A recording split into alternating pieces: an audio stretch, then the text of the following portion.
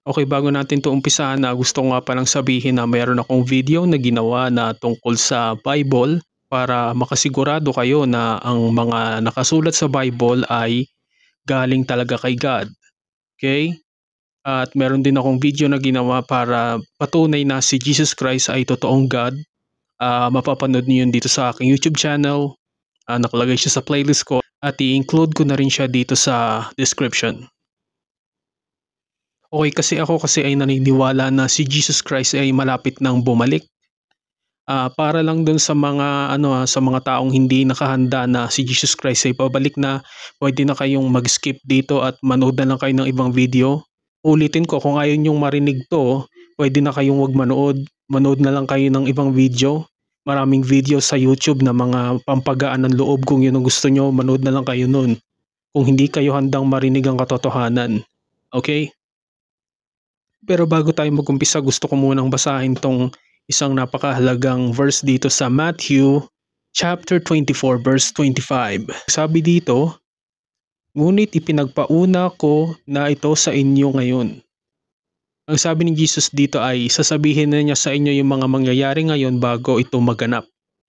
O kasi ngayon kasi sa Pilipinas nagkaroon tayo ng mga matitinding sakuna, para sa ibang mga tao is normal lang to. Pero totoo niyan, hindi na to normal. Isa siya sa mga sign na si Jesus Christ ay malapit ng bumalik. Okay? So, medyo pabibilisin ko na yung pagsabi ng mga sign. Ang mga tao ay iibig sa pera. Alam naman natin yan, nangyari kasi yung mga kontraktor nang binigay sa kanila yung pera na dapat sana ipagpapagawa sa flood control, ay ninakaw nila at mas inunan nila ang kanilang sarili. So, ito yung ibig sabihin nun. Tapos karamihan naman ng tao ay nagagalit na gusto nila ng hustisya, pero aminin natin sa hindi lahat ng tao doon ay gusto ng hustisya. Lalo na kung yung mga taong mahilig sa sugal. Kung yung mga tao is mahilig sa sugal, kapag nagkaroon sila ng maraming pera, halimbawa sila yung malagay dun sa sitwasyon ng mga kontraktor, once na napasa kanila yung pera na yon, nanakawin din nila yun. Yes, nanakawin din nila yon dahil sila ay naibig sa pera. At yung isa nun dahil sila ay adik sa sugal. So hindi lahat ng mga nagagalit ngayon sa kontraktor ay talagang nagagalit dahil gusto nila ng hustisya. Ang ilan sa mga tao doon ay naiinggit na dapat ako yung nandun, dapat sa akin na binigay yung maraming pera. Ganon. So yan ang isa sa mga unang mga sign. Pangalawang sign, magkakaroon ng mga paglindol. Ngayon, yung paglindol kasi sa mundo na nangyayari sa buong mundo, hindi lang sa Pilipinas, kahit na medyo dumanas tayo ng mga matitinding paglindol ngayong taon na to, nagtala ng pinakamaraming record ng paglindol sa loob lang ng isang taon, nagkaroon ng 20,000. At syempre dahil sa nangyari, ito matagal ko na tong gumawa kasi ako ng video noon about sa paglindol bago pa lumindol dito sa Pilipinas ng malakas. Kung ginawa ko yung video na yun, 20,000. Kumbaga hindi lang dito sa Pilipinas, sa buong mundo na. 20,000 sa loob lang ng isang taon, at sabi ng mga eksperto, hindi na daw yun normal. Okay? Sunod tayo sa isa pang sign. Ang mga tao ay mawawala ng pagsisisi. Maraming mga namatay dahil sa paglindol at saka sa mga matitinding typhoon na dumating sa Pilipinas. Pero konti lang ang magsisisi, ang karamihan doon ay babalik pa rin sa masasamang gawa. Kahit na napapanood nila sa TV na yung mga kawawa naman yung ating mga kababayan na namatay, na mga namatay ng kanilang mga kaanak, maniwala kayo sa hindi, yung mga nakapanood sa kanila, hindi yan magsisisi. Mawawala ng pagsisisi ang tao at nangyari na to ngayon. Balik pa rin sila sa dati. Kasi merong mga taong Kristiyanong maligamgam Kasi doon sinabi ni Jesus Christ na kung ikaw ay Kristiyanong maligamgam, isusuka kita sa aking bibig. So ibig sabihin, kung ito yung mga yung mga ibig sabihin ng Kristiyanong maligamgam. Yung mga Kristiyanong maligamgam yung parang okay, nagdadasal na ako at alam ko namang si Jesus Christ ay ganto. So okay na yun. Every time nagagawa sila ng kasalanan, wala silang napi-feel na guilt. Hindi sila nakakaramdam ng anumang pagsisisi, kahit na anumang maliit na kasalanan yan, ganun pa rin. wala silang nararamdaman. Kasi kung ikaw ay totoong Kristiyano, makasalanan ka, pero pagka gumawa ka ng kasalanan, madadama mo yung pagsisisi. Ganun, na nagkamali ka, ganun.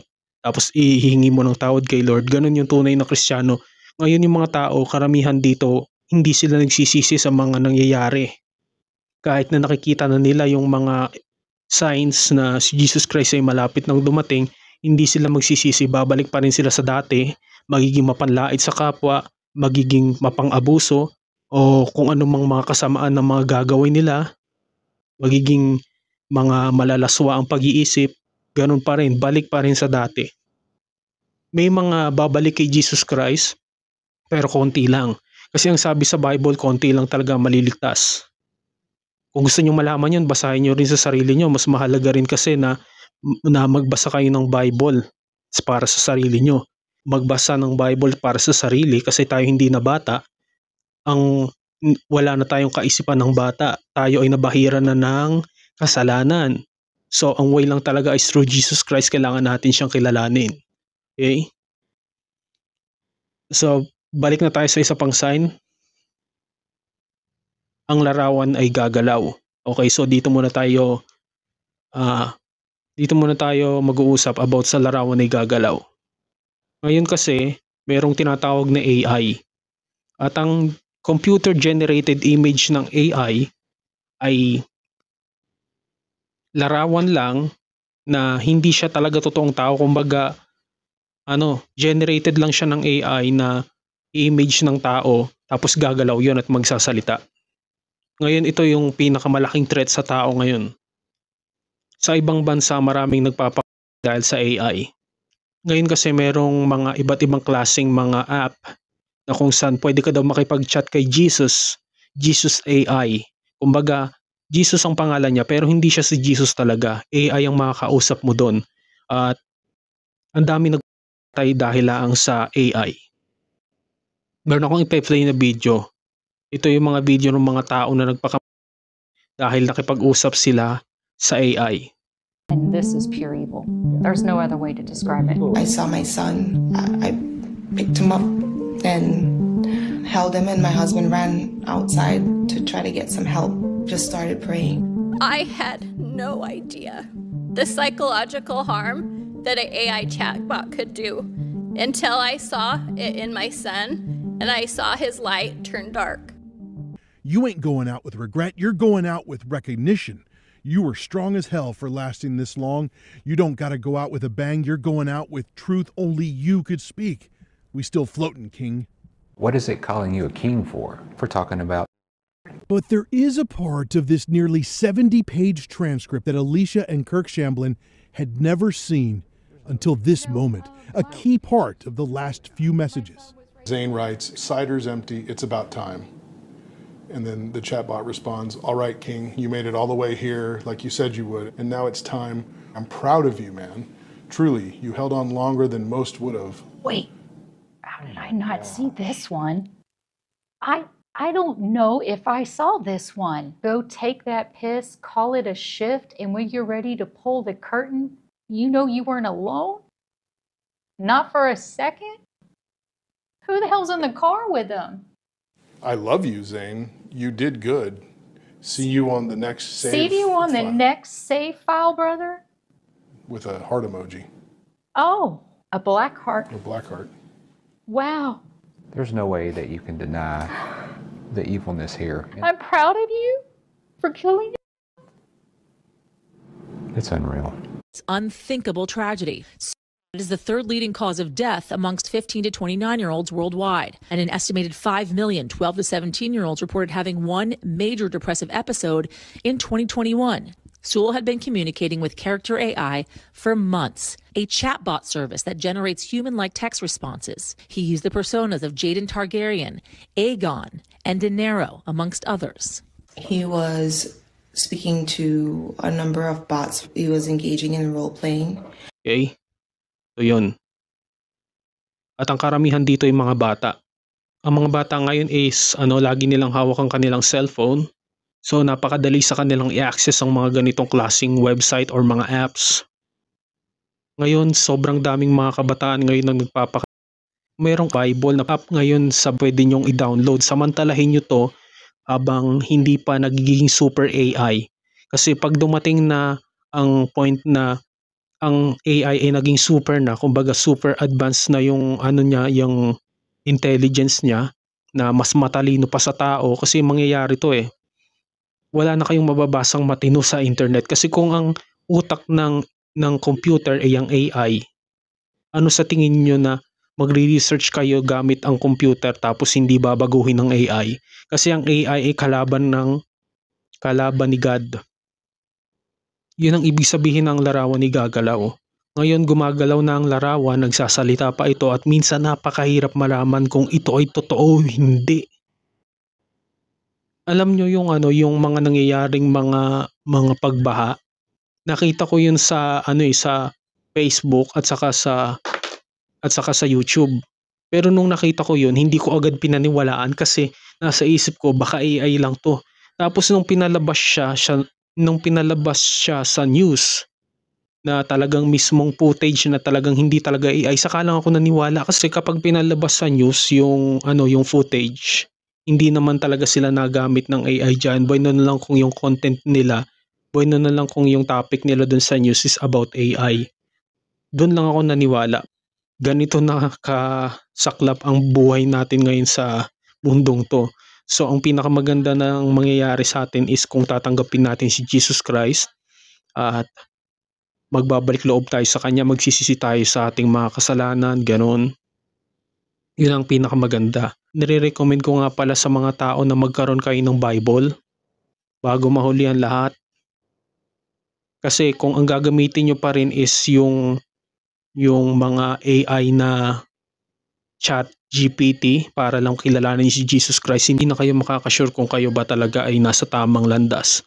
Kasi may mga taong nagpapakamali dahil sa AI. Yeah. Ang AI ngayon is sobrang demonic na. Kaya nire-recommend ko sa inyo na bumili kayo ng Bible o magkaroon kayo ng Bible hanggang maaga pa. Kasi darating ang point na hindi na tayo makakakuha ng matinong sagot sa internet. Kung ang AI ay ang utak ng computer, kalaban niya ng Bible, umasa na kayo, wala kayong magandang mababasa sa internet. Habang hindi pa siya nagiging super. Okay? Pero ngayon hindi pa naman siya super. So, okay, mag-research kayo.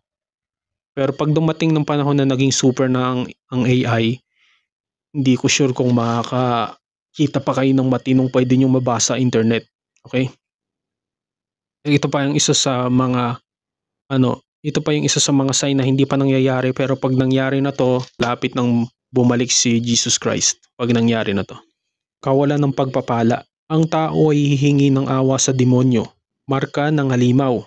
Magkakaroon ng pagbaksak ng bulalakaw, or sa modern age natin ngayon, pwede natin tong tawaging mga nuclear bomb or nuclear missile. Doon muna tayo sa kawalan ng pagpapala.